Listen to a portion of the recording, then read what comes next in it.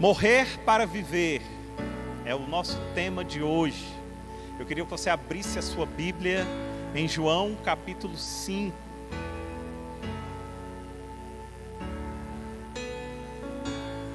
Quando se fala de morte, pouca gente se sente confortável. Quando se fala de morte, tem umas pessoas que viram assim o rosto e dizem: eita, esse nome aí eu não quero nem ouvir. Mas o tema de hoje vai fazer com que você reflita um pouco mais sobre isso. Morrer para viver. João capítulo 5, a partir do verso 24, vai dizer o seguinte, aqui Jesus falando. E eu vou dar uma dica para vocês: sempre que Jesus começar uma frase com "em verdade", para tudo. Para tudo. Tá? Porque quando ele começa "em verdade", ele vai estar nos passando e nos comunicando um princípio dos céus. E aqui é um dos momentos em que Jesus começa dessa forma.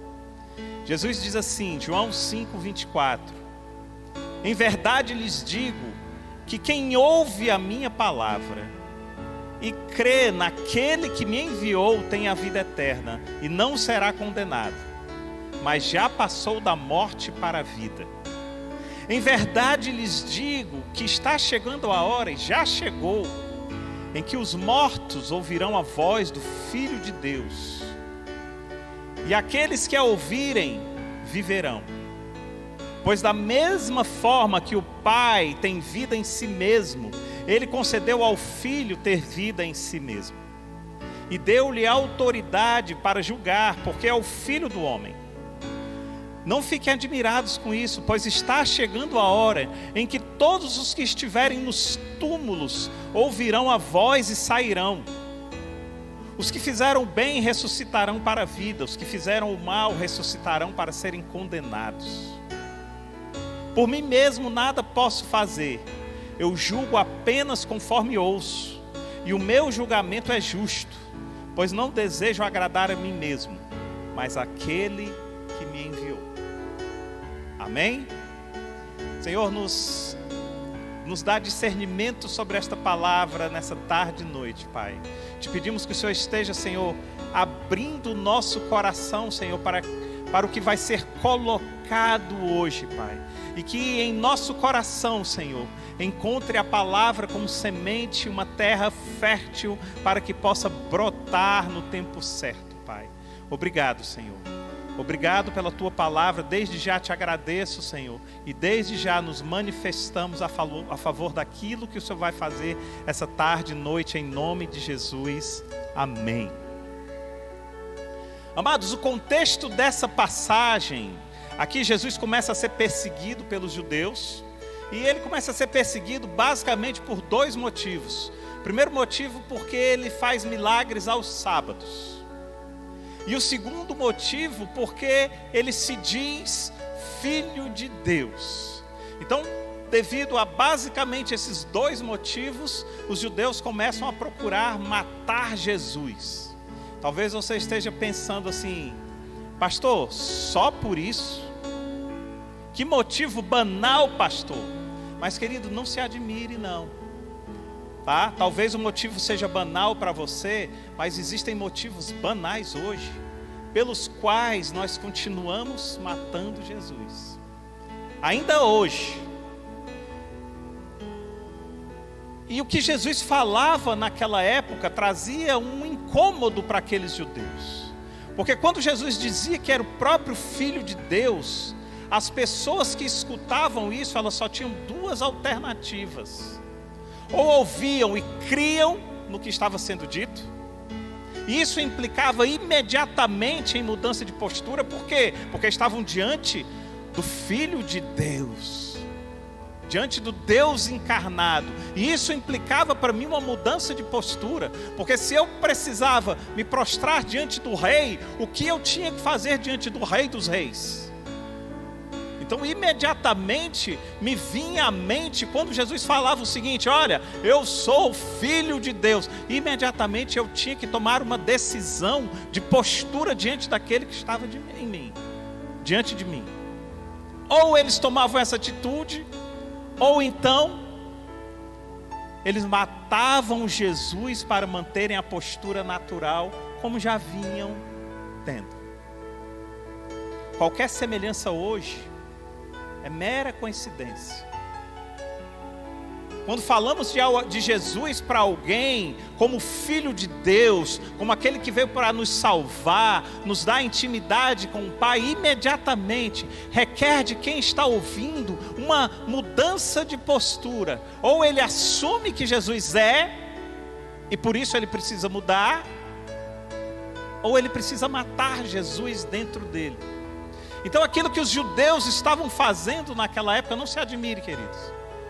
Ainda hoje, muitos de nós continuamos fazendo, matando Jesus simplesmente porque ele cura aos sábados, ou porque ele diz que é filho de Deus.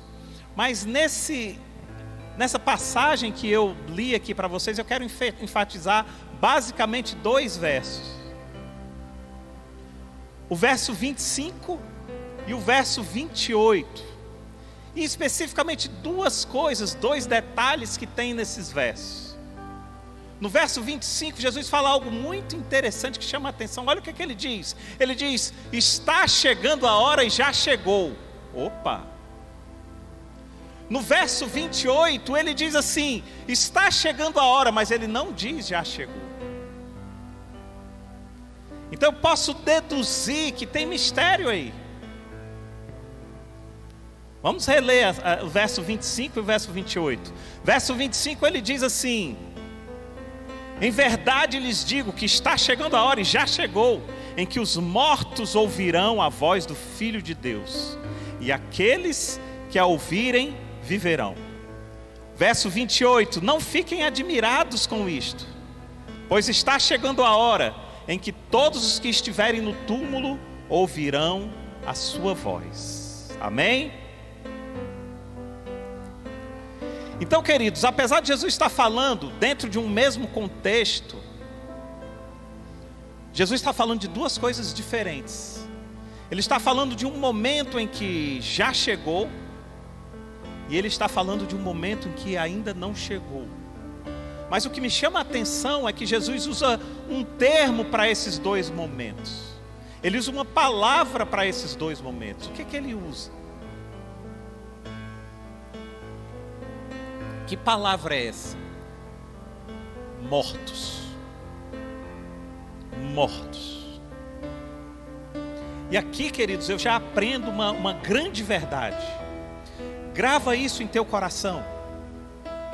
Em última análise, se você fizer um raio-x mais profundo, se você fizer uma tomografia computadorizada mais detalhada, você vai perceber que só existem 2 tipos de pessoas. Você pode citar várias, mas quando você aprofunda, quando no reino dos céus, quando você se aprofunda espiritualmente, você vai perceber que só existem 2 tipos de pessoas. Presta atenção, queridos, porque você está inserido em um desses 2 tipos: os mortos e os mortos. Como assim, pastor? Os mortos em pecado ou os mortos para o pecado? Só existe esses 2 tipos de pessoa. Ou você está morto em pecado, ou você está morto para o pecado. Brancos, negros, pardos, orientais, homens, mulheres, 2 tipos de pessoas: os mortos para o pecado, ou os mortos em pecado, ou os mortos no pecado. Pastor, isso é de agora, isso é recente? Não, querido, isso é desde o início dos tempos. Adão e Eva eram mortos para o pecado, mas quando optaram em experimentar o fruto proibido, eles passaram a ser mortos no pecado. Adão e Eva nasceram mortos para o pecado e se tornaram mortos no pecado, ou seja, eles percorreram um caminho. Agora, presta atenção, todos nós nascemos mortos no pecado e precisamos nos tornar mortos para o pecado, ou seja, nós precisamos percorrer o caminho inverso. Percebem? Percebem isso? Só tem um problema. A Bíblia fala em Romanos 3:23 que todos pecaram e destituídos estão da glória de Deus. Como é que eu posso entender isso? O que é a glória de Deus? Você sabe qual é a maior glória de Deus? Hoje você vai sair daqui sabendo qual é a maior glória de Deus.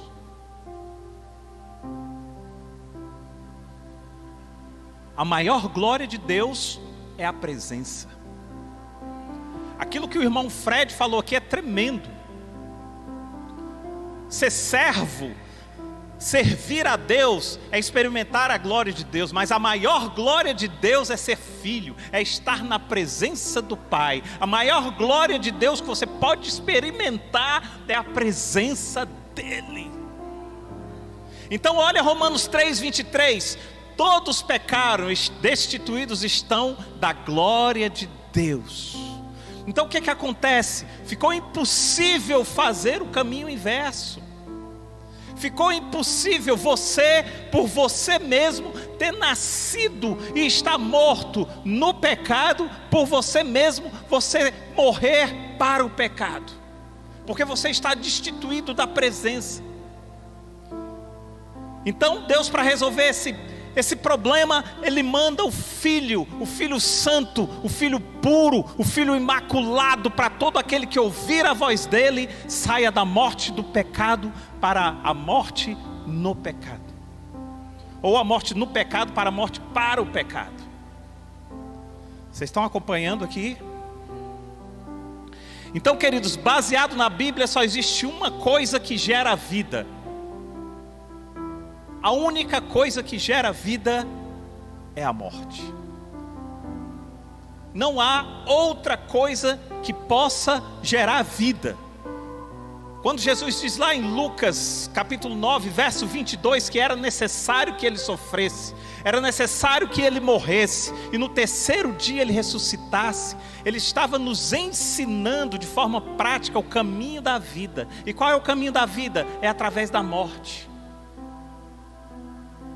E qual é o teu caminho da vida? É a tua morte em você mesmo, para que Cristo gere vida em você. João 5, verso 26, diz o seguinte: pois da mesma forma que o Pai tem vida em si mesmo, Ele concedeu ao Filho ter a vida em si mesmo. Então eu posso entender aqui, queridos, literalmente, aqui não é só você fazer uma análise de texto, aqui está falando que somente Deus tem vida em si mesmo. Então, se somente Deus tem vida em si mesmo, quem está fora dele está morto, totalmente morto.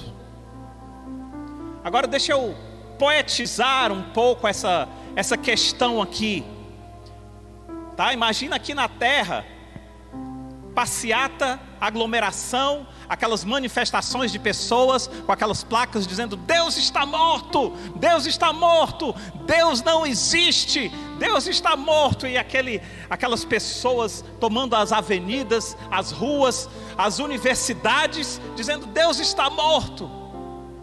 De repente Deus calado lá em cima, e Jesus olha e diz assim: o que está acontecendo, Abba?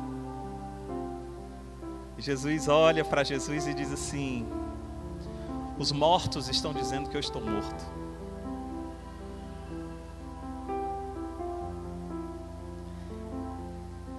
Agora pega a visão, querido. Quando uma pessoa diz que Jesus está morto, quando uma pessoa diz que Deus está morto, é porque em última análise ela está querendo continuar morta. Porque quando vem uma fagulha de vida e você está querendo sair disso, você diz assim: a quem eu devo a vida?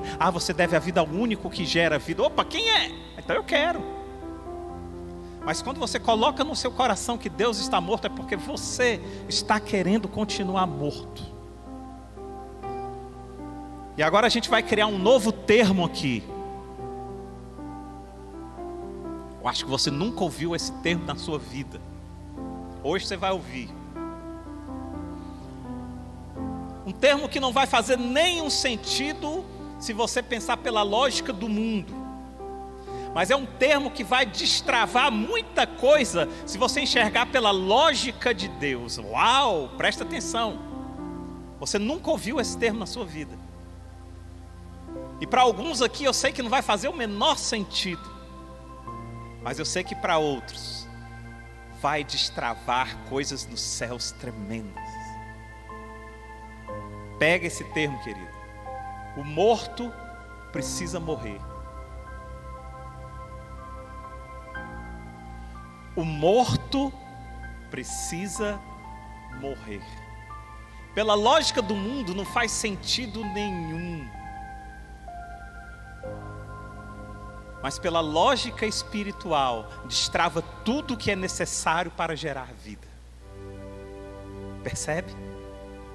Que doideira é essa? Como assim, pastor? Agora a gente vai juntar as peças. O morto no pecado precisa morrer para o pecado. Encaixou? Deu certo? Pois é. Agora nós vamos encaixar outras peças aqui. Como é que eu morro para o pecado, pastor? João 5, verso 25. Em verdade lhes digo que está chegando a hora, e já chegou. Opa, ele está falando da hora que já chegou. Em verdade lhes digo que está chegando a hora, e já chegou, em que os mortos ouvirão a voz do Filho de Deus. E aqueles que a ouvirem, viverão. Agora a chave desse versículo está no ouvir. Porque não é somente ouvir como nós pensamos. Imagine um pai que vai acordar o filho e diz: filho, está na hora de ir para a escola. Aí o filho: tá, pai, eu ouvi. Aí 5 minutos depois o pai olha para o filho e diz: filho, está na hora de ir para a escola. Aí o filho continua deitado lá e diz: tá, pai, já ouvi. 10 minutos depois o pai volta e diz: filho, você já está atrasado, está na hora de ir para a escola. E o filho diz: já ouvi. Ele diz: tá, eu sei que você já ouviu, mas quando você vai obedecer? Então o ouvir da Bíblia, ele não se limita ao ouvir apenas de ouvido, mas o ouvir de obedecer, de se levantar, de ir atrás. Olha o que diz em Mateus 7, 21. Jesus trata desse assunto. Nem todo que diz Senhor, Senhor entrará no reino dos céus, mas aquele que faz a vontade de meu Pai que está nos céus. Em João 14, 21, Jesus volta a falar sobre esse assunto. Ele diz assim: aquele que tem os meus mandamentos e os guarda, esse é o que me ama. E aquele que me ama será amado por meu Pai, e eu também o amarei e me manifestarei nele. Ei, o ouvir só pode, para Deus, ele só tem uma resposta: a resposta de obediência. Se você está ouvindo a voz e não está obedecendo, querido, pior fosse se você não estivesse ouvindo.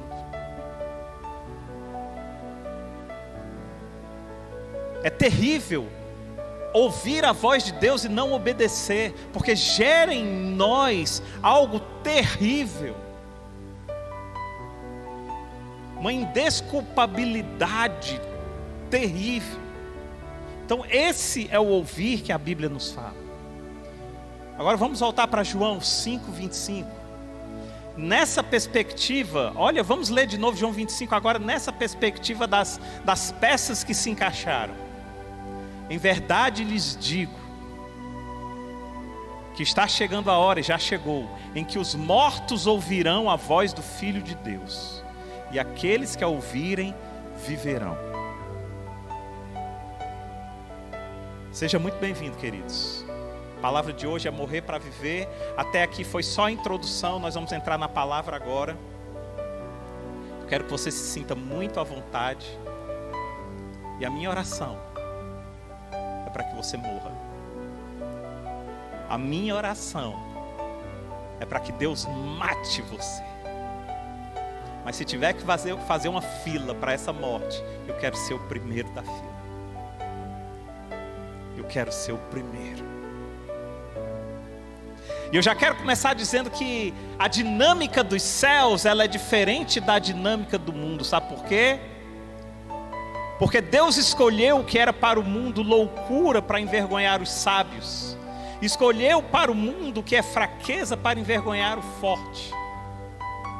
Nós citamos isso sexta-feira lá no Comunhão e Mesa. Foi uma das coisas que foi ditas. Está lá em 1 Coríntios 1, 27. Então presta atenção nessa loucura. É loucura o que você vai ouvir agora. Mas é a maior verdade no reino dos céus. Somente os mortos ouvem a voz de Deus.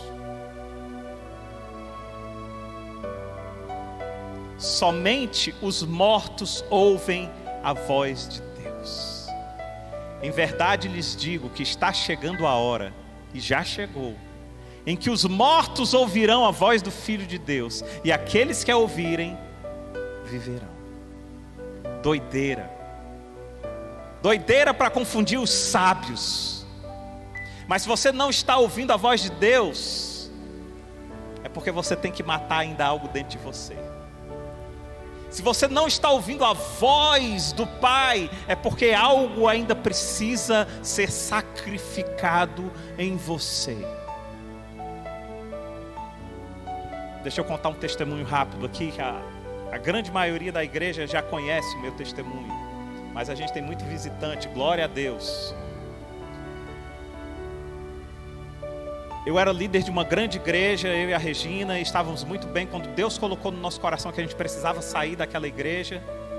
Nós, por obediência, porque nunca tivemos nada contra aquela igreja que nós frequentávamos, muito pelo contrário, temos um carinho tremendo por ela, mas nós obedecemos e saímos, e nós começamos a entender que tinha algo mais de Deus. Eu começava a olhar para as pessoas e eu dizia: Senhor, eu estou morto espiritualmente, Senhor. Eu quero reviver. Nós já éramos líderes da igreja há muito tempo. E um dia eu fui para o nosso quarto de guerra que a gente tinha lá, e eu fiquei brigando com Deus. Eu disse: agora eu vou dar uma como Jacó. Ainda que Deus me mate, Deus vai falar comigo hoje. E eu fiquei brigando com Deus. E eu disse para Deus: Deus, olha só, Deus, se eu fosse para um centro espírita hoje, Deus, e eles invocassem lá os espíritos, o espírito descia.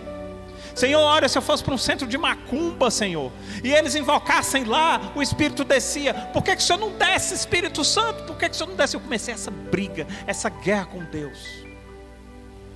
Glória a Deus, porque Ele é misericordioso comigo e não me fulminou. Mas foi a primeira vez na minha vida que eu ouvi a voz do Pai.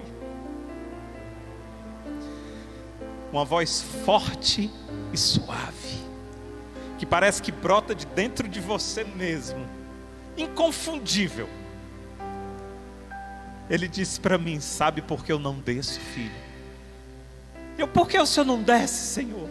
Já estava assustado. Eu não desço porque eu não sou prostituta. A prostituta é que vai quando qualquer um chama. Adorne-se, e eu descerei. Eu sou o noivo, e eu descerei quando você estiver adornada. Queridos, sabe o que Deus estava dizendo para mim? Morra. Quando você morrer, eu vou descer. Você ainda está muito cheio de você mesmo, cara. A partir daquele dia, eu comecei a me adornar, e Ele tem descido, e o noivo tem vindo. Então, se você não está ouvindo a voz de Deus, é porque você precisa matar algo em você. Isso é a morte que gera vida, queridos. Somente os mortos ouvirão a voz do Filho, e aqueles que ouvirem, viverão. Agora eu vou entregar uma chave para vocês. Presta atenção. Presta atenção, queridos. Existe uma diferença, mas uma diferença muito grande entre ter sucesso no mundo e vencer o mundo. Uma diferença muito grande. Eu conheço muitas pessoas que querem ter sucesso no mundo, mas vencer o mundo, conheço poucas que verdadeiramente querem vencer o mundo. E existe uma diferença grande entre os dois. Pega essa chave. Nem todas as pessoas que estão tendo sucesso no mundo vão vencer o mundo. Nem todas. Ter sucesso no mundo significa que você se adaptou muito bem às regras daqui, muito bem às regras do sistema, que você se destacou no comércio, que você se destacou no empreendedorismo, significa que você é um inovador, talvez. Mas nem todos que têm sucesso no mundo vencem o mundo. Pastor, eu entendi a questão do sucesso, mas o que eu preciso fazer para vencer o mundo? 1 João capítulo 5, verso 4. A resposta está lá, querido. 1 João capítulo 5, verso 4 diz: porque todo o que é nascido de Deus vence o mundo. E esta é a vitória que vence o mundo, a nossa fé. Uau, que chave! Agora vamos encaixar mais umas peças aqui. A fé vem por onde? Resposta: Romanos 10, 17. A fé vem pelo ouvir, e o ouvir a palavra de Cristo. Agora vamos encaixar as peças? Em verdade lhes digo que está chegando a hora, e já chegou, em que os mortos ouvirão a voz do Filho de Deus, e aqueles que ouvirem viverão. Olha as peças. Primeira peça: todo aquele que é nascido de Deus vence o mundo. E esta é a vitória do mundo, a nossa fé. Segunda peça: a fé vem pelo ouvir, e ouvir a palavra de Cristo. Terceira peça: está chegando a hora, e a hora já chegou, em que os mortos ouvirão a voz do Filho, e aqueles que a ouvirem viverão. Vamos encaixar essas três peças agora. A vitória que vence o mundo é a nossa fé. Mas a nossa fé, ela vem do ouvir a palavra de Cristo. E o próprio Cristo diz que os mortos viverão a palavra dele e terão vida. Uau, quer ter vida? Está aqui a receita. Então eu quero fazer uma pergunta para você. Você quer ter sucesso no mundo ou você quer vencer o mundo?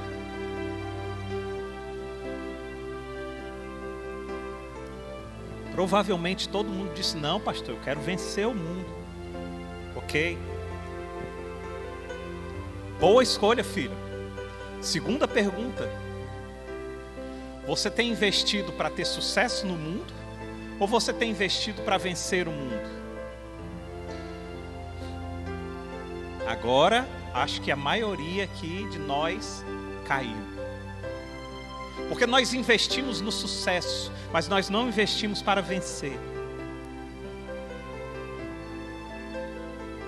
E o que gera vida é aquilo que a gente investe para vencer e não para ter sucesso.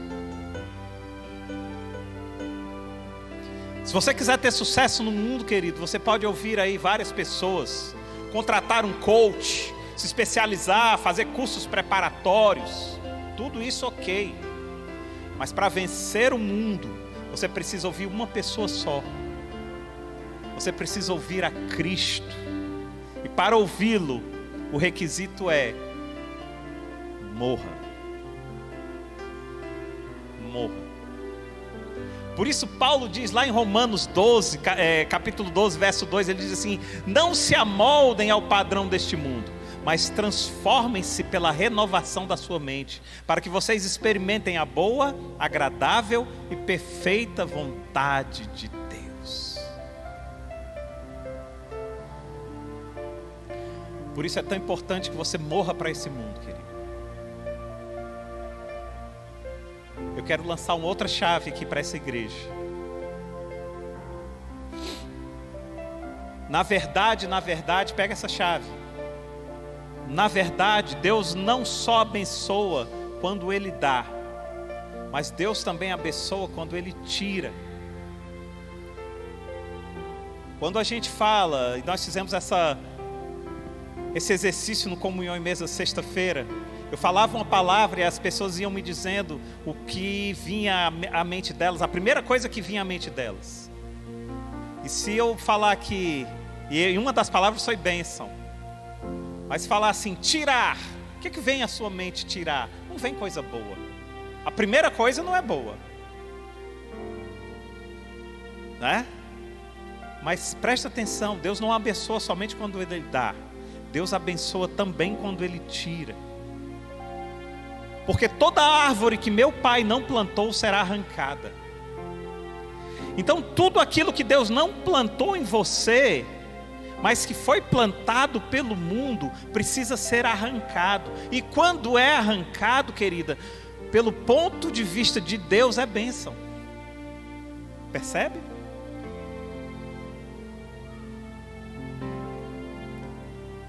Por isso Nicodemos olha para Jesus e diz assim: como é que eu posso nascer de novo já sendo velho? É possível o homem nascer de novo sendo velho?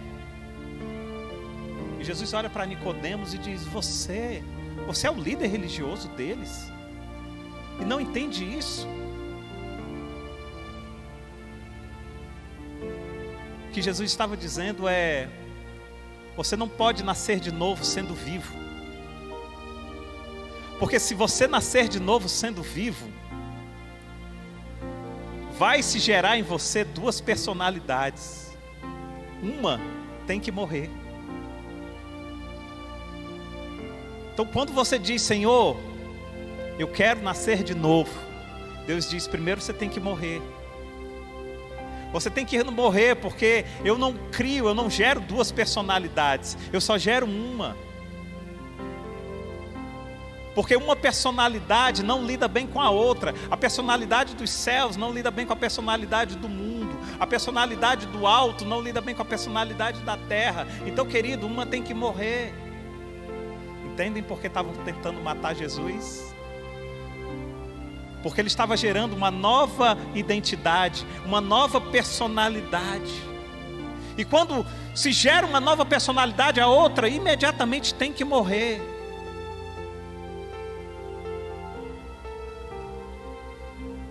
Qual você tem matado? Qual personalidade você tem matado no seu dia a dia? Aquela que Deus está tentando gerar em você, ou aquela que o mundo está gerando em você? Uma sempre tem que morrer. Mas deixa eu dizer uma coisa para vocês, querido. A religiosidade humana, ela tem sido cruel. Eu não gosto de falar de religião, porque religião por religião, a palavra religião, ela vem do latim que quer dizer religar.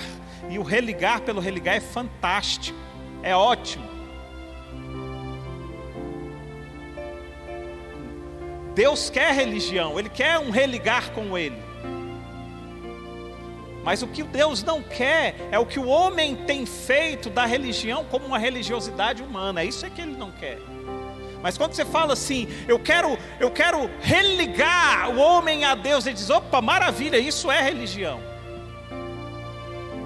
Mas quando nós transformamos esse religar na forma como nós pensamos, na religiosidade humana, Deus diz: opa, isso não. Então a gente tem que ter muito cuidado com esses termos, para não queimar um termo que é bom. Mas a religiosidade humana, ela nos ensina a que a gente tem que ser pedintes. Quantas vezes você entra na presença de Deus para pedir? Nós temos começado, ainda está no embrião do nosso turno de oração, a aprender a orar não pelo que você quer, mas pelo que Deus é.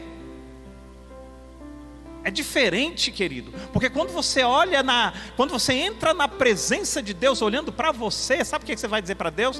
Deus faz isso, Deus faz aquilo, Deus eu quero isso, Deus eu quero aquilo, Deus eu estou precisando isso, Deus eu estou precisando disso. Sabe por quê? Porque você está na presença do Pai olhando para você.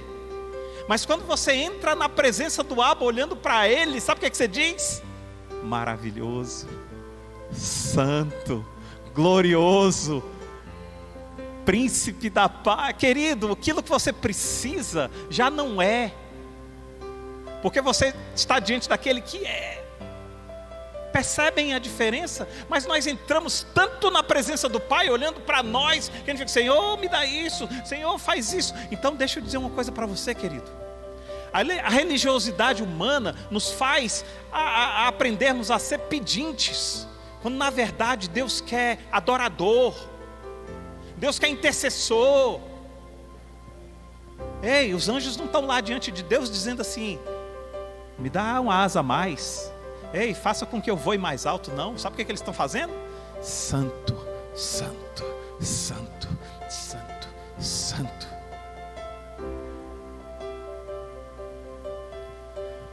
Por isso nós precisamos entender o salmista quando ele diz, o Senhor é o meu pastor e nada me faltará. A melhor versão para essa passagem é a seguinte, o Senhor é o meu pastor e de nada sentirei falta.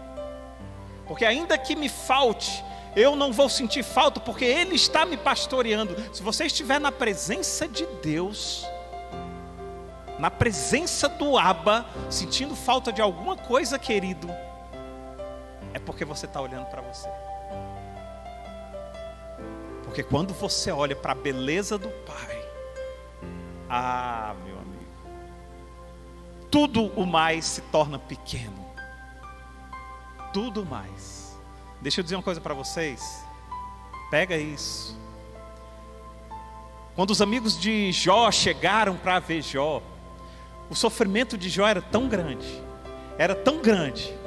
que a Bíblia diz que eles passaram 7 dias, foi 5 ou foi 7 dias, olhando para o sofrimento de Jó.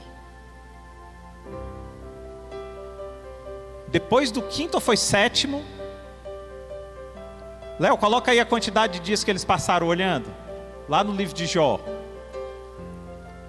Depois do 5º ou do 7º dia, um olhou para o outro, foi quando eles foram começar a tomar fôlego para falar alguma coisa. Ei, vocês estão entendendo o que eu estou dizendo? Agora vamos lá.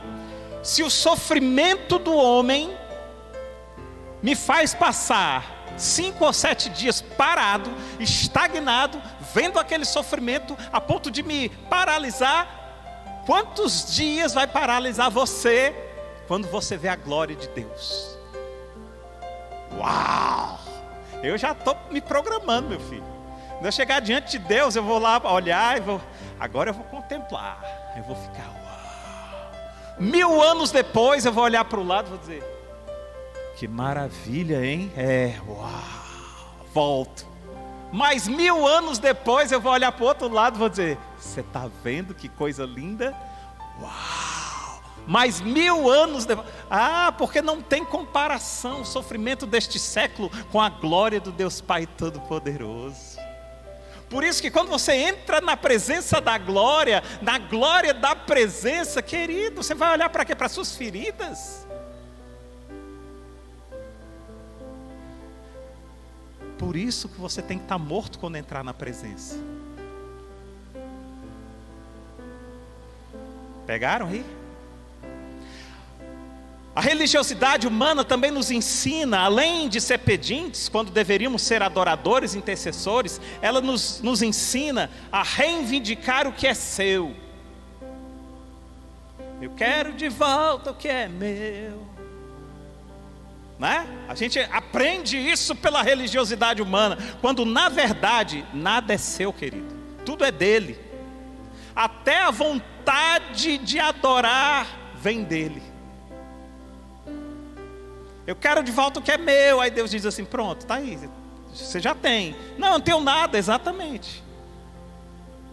Agora quando você diz, Senhor, deixa eu administrar da melhor forma possível, como te agrada aquilo que é teu, ele diz, agora você está começando a entender. Agora eu vou começar a liberar, filho. Agora você está começando a entender o princípio da mordomia. A religiosidade humana te ensina que você jamais morrerá, enquanto a palavra diz que para você viver, você precisa estar morto.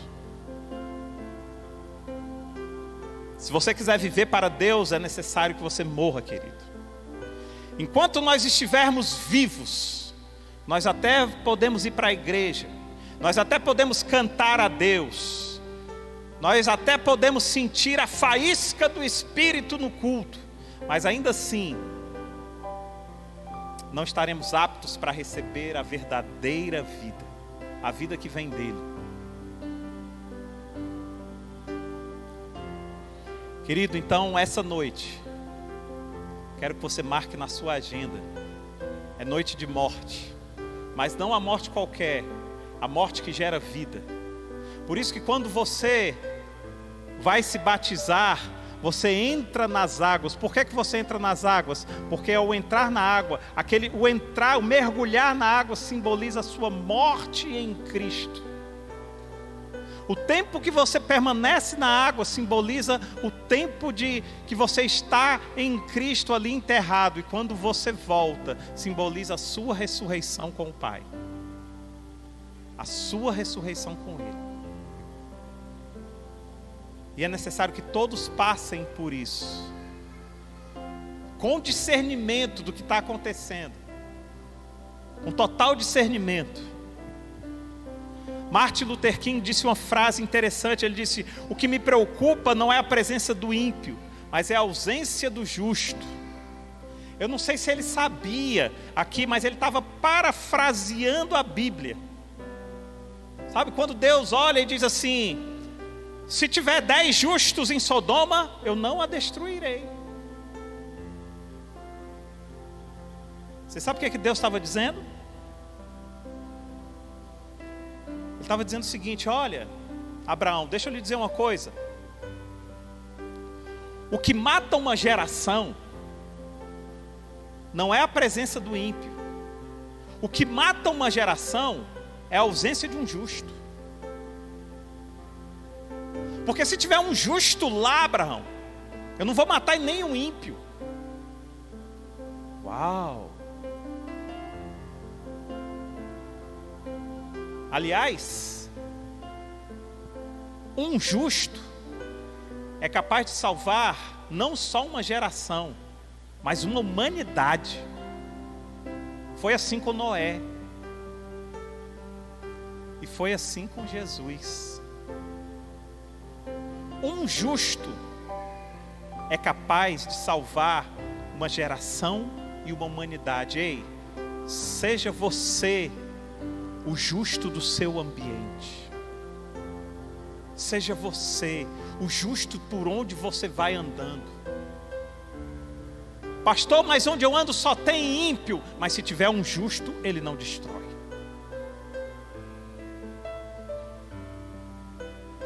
O problema é que nós estamos nos amoldando ao mundo. Ah, como só tem ímpio, então de que vale falar só para ímpio? Vale, você está salvando geração, filho. Você está salvando humanidade. Vale demais. É preciso morrer para viver. Para finalizar, João, no capítulo 11, ele nos conta que Jesus é chamado para ressuscitar Lázaro. E quando Jesus chega, Jesus diz assim: Lázaro, vem para fora. Agora, com tudo que você aprendeu, olha como começa a fazer sentido. Outras histórias se encaixam. Por isso que as pessoas dizem assim: pastor, eu não acredito muito na Bíblia, porque a Bíblia foi escrita por homens, né? Aí você olha e diz: sabe nada, inocente. Qual homem teria capacidade de colocar 66 livros? Porque a Bíblia não é um livro, é uma coletânea, é uma biblioteca. Fazer uma biblioteca com o mesmo tema, sem ter nenhum ponto que discorde. Homens que nunca se conheceram, homens de idades diferentes, épocas diferentes, classes sociais diferentes. Reis escreveram a Bíblia, homens iletrados escreveram a Bíblia, e tudo encaixa. Você vai ver como encaixa. Nós vamos agora para um outro tempo, para um outro texto, e a gente vai ver como encaixa. Ressurreição de Lázaro. Lázaro está morto, já está morto há 4 dias, o corpo já não está mais cheirando bem. Jesus chega. Quando Jesus chega, Jesus diz: Lázaro, vem para fora.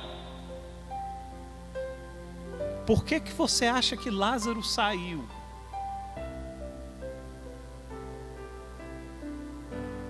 Sabe por que Lázaro saiu? Primeiro, porque ele estava morto. Segundo, porque ele ouviu. E terceiro, porque ele obedeceu.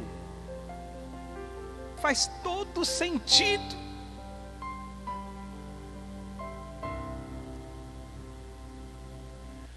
Só que hoje Jesus vai mudar só o nome.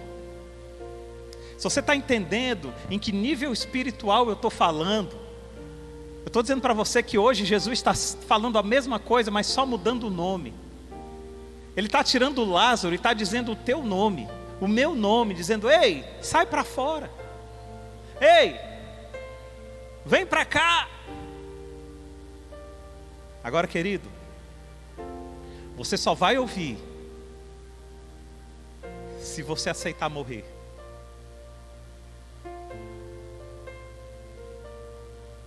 Se você ouvir a palavra dele lá dentro de você, como eu vi aquela voz.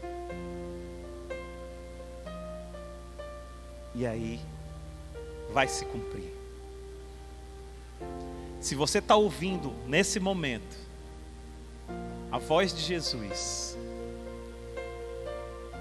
brotando dentro de você, como aconteceu comigo naquele dia, dizendo: ei, vem para fora. Parabéns, querido. Você cumpriu o primeiro requisito. Você está morto.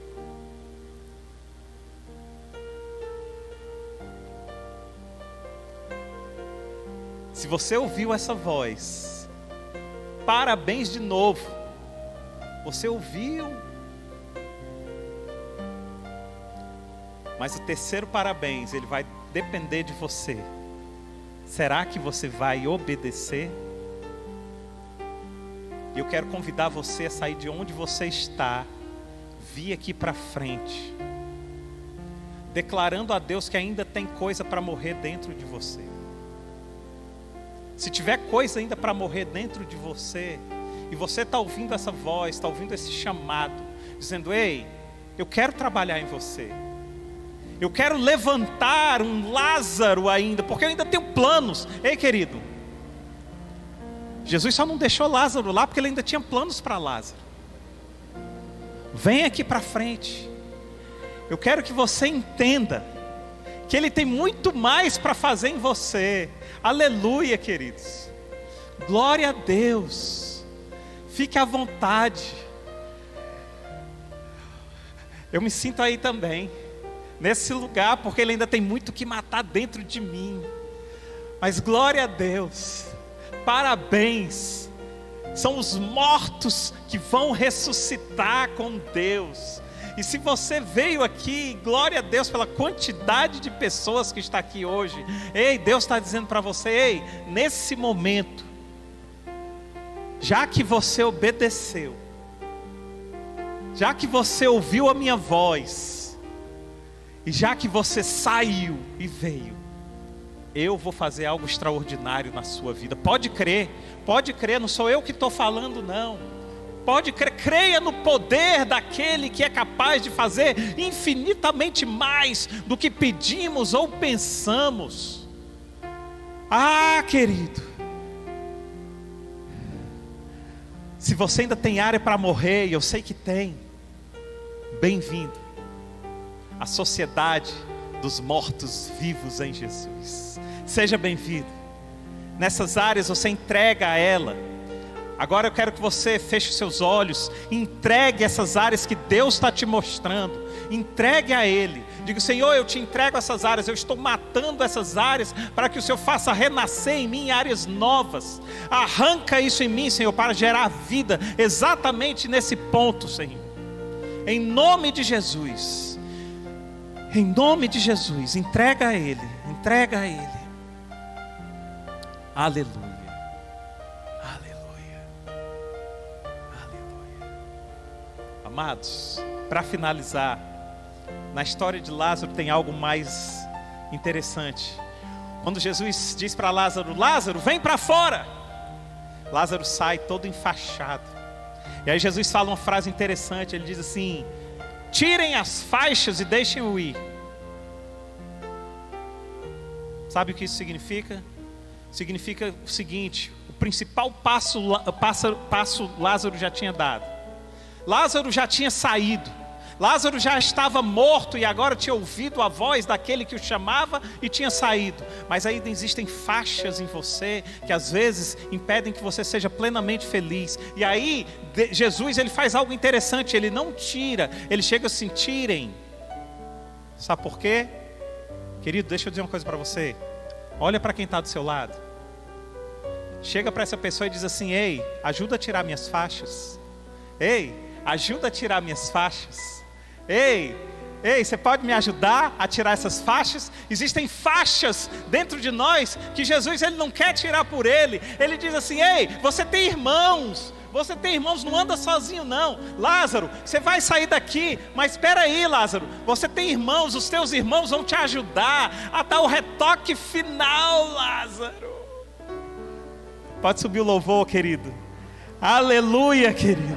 E aí é o seguinte: você entrou aqui com roupas de sepulcro, mas você vai sair daqui com vestes de alegria. Aleluia. Amém? Por isso que o filho pródigo, quando o filho pródigo chega na casa do pai, ele diz: pai, eu não sou digno, pai. Aí o pai, sabe o que o pai dá para ele? Vestes novas. E o que Jesus estava dizendo para Lázaro é assim: ei, cuida dele, ele está com roupa de sepulcro. Ele está com roupa de sepulcro, mas eu quero que você dê agora para ele vestes de alegria. E em nome de Jesus, entramos com roupas de sepulcro e saímos com vestes de alegria deste lugar. Que o Senhor te abençoe e te guarde. Nós vamos partir agora para a ceia.